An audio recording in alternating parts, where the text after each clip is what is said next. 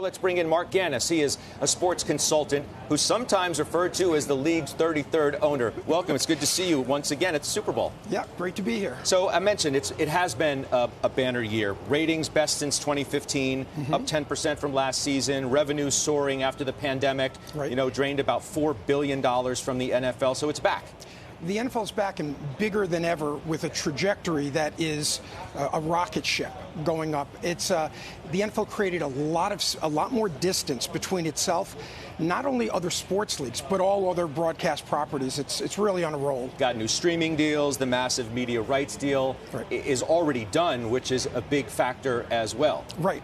10 years of certainty with labor, 10 years of certainty with the broadcast deals, and there are a number of other broadcast deals and streaming deals and direct-to-consumer yet to come. I mean, that's not to say there aren't some serious issues to be dealt with front and center after the Brian Flores bombshell lawsuit, which the commissioner himself addressed here at his annual press conference and said that the league needs to do better on diversity, equity, and inclusion. And it's been inexcusable, really, the fact that we're still having this conversation in the manner at which we are today. How confident are you, knowing the ownership ranks as you do, that it's going to get better anytime soon? I actually am very confident it's going to get better. At the level below the head coach, general managers, senior executives for the team, senior executives for the league, there's been a lot of diversity, equity that in the new hires that have taken place. That's really the forerunner to what's going to happen on the head coaching level. I have a high level of confidence that when the game's next on NBC, that we're going to see a very different ratio of people. We certainly hope so. And speaking of diversity, I mean, we do have a team up for grabs.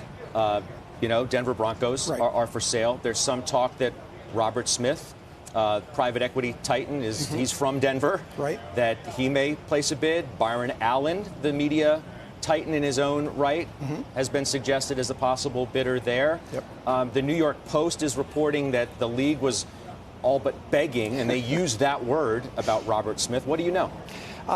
There's an outreach effort to try and get qualified minorities both in a control position and in a limited partnership position. They want that. That having been said, this is a sale by an estate, by a trust and trustees. That means they have to focus on the highest price. And so the league can be helpful, but ultimately it'll be who's willing to pay the highest price. What's the price going to be? I think it's going to start with a 4. A 4? A 4. We may get to 4? A 4. $4 billion. I think this, and we'll see how close to 5 it gets.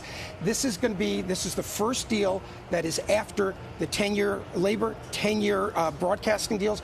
The NFL is on fire, and there are parties that have a lot of money out there. They've made a lot of money during the pandemic as well. So we have that working in the process as well. So I think the number is going to be close to double what Dave Tepper paid. I was going to say, Tepper paid a little north of 2. He paid almost 2.3, and I'm not sure it'll get to double, but it'll get really close to that, I believe. That is astonishing. It's been great seeing you. Thanks, Marc Ganis. Great seeing you, Scott.